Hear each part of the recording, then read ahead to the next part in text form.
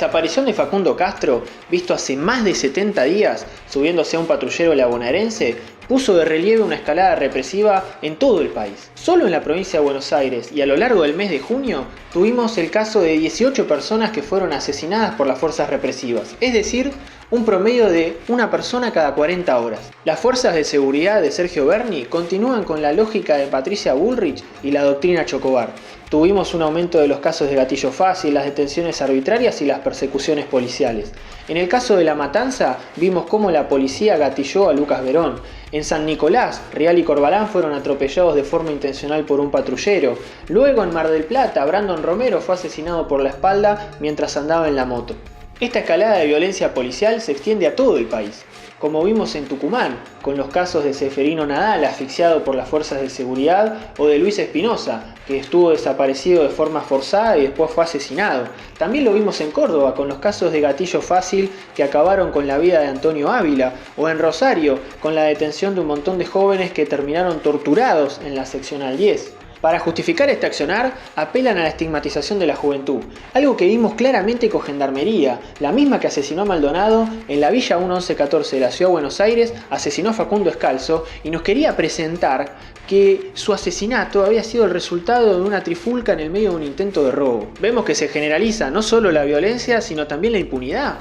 Vimos en el Chaco como en el caso de los policías que habían sido detenidos por golpear, abusar sexualmente e incluso torturar a las y los jóvenes QOM, ahora les dieron la domiciliaria. En el caso del policía Radici, fue liberado después de haber asesinado a Lucas Barrios en la isla Maciel en Avellaneda. Y en el propio caso de Facundo Castro, en la desaparición que está conmoviendo a todo el país, vemos cómo el gobierno provincial mete un montón de trabas para salvar a su brazo armado policial, que se da el lujo encima de amenazar a los abogados y a la familia. Esta multiplicación enorme de los casos de gatillo fácil, de abusos policiales y de torturas, da por tierra con el discurso oficial que nos hablaba de algunos excesos de agentes en particular. Lo que tenemos por el contrario es una política de Estado, el crecimiento de la violencia policial en contra de los sectores populares y particularmente de la juventud tiene responsables políticos. No es casualidad que la mayor parte de las víctimas de gatillo fácil sean los jóvenes de los barrios populares. El 60% de la juventud en la Argentina está por debajo del nivel de pobreza. El sector de la población que más padece el hambre, la precarización laboral y el desempleo es también el sector que mayor violencia estatal recibe. La otra cara de la miseria social es el disciplinamiento y es la violencia estatal. Una violencia estatal que vemos que en el marco de una cuarentena de hambre y de miseria, el Estado aplica con fuerte mano dura contra las y los trabajadores, como fue en el caso de la represión a las y los municipales en Mendoza, contra los choferes de la UTA en Córdoba, en el caso de Buenos Aires en el frigorífico Penta, en el Chaco contra el movimiento 25 de mayo que cortaba la ruta por una mayor asistencia social. Lo vimos también con el espionaje ilegal y la represión a los mineros de Andacollo en Neuquén. Lo mismo vimos en La Plata contra las y los manteros mayormente senegaleses. La misma política vemos frente a los reclamos más elementales de la población.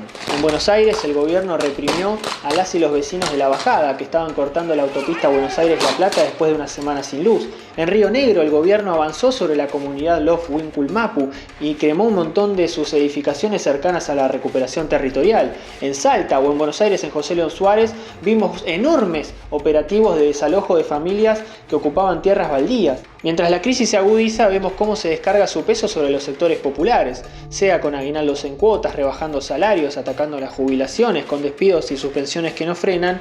Lo que vemos es que para llevar adelante ese plan de guerra, necesariamente el Estado tiene que echar mano de sus fuerzas descompuestas policiales. Y no solo de las fuerzas policiales. Alberto Fernández reintrodujo a las Fuerzas Armadas en la vida social en una especie de división de roles frente a la pandemia.